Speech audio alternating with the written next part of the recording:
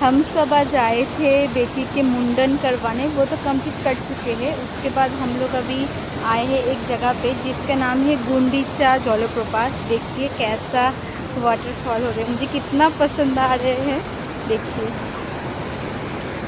ये वाला, वाव मस्त लग रहा है ना।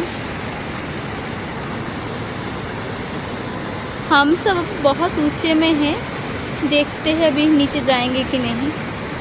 मुझे तो आके बहुत अच्छा लगा।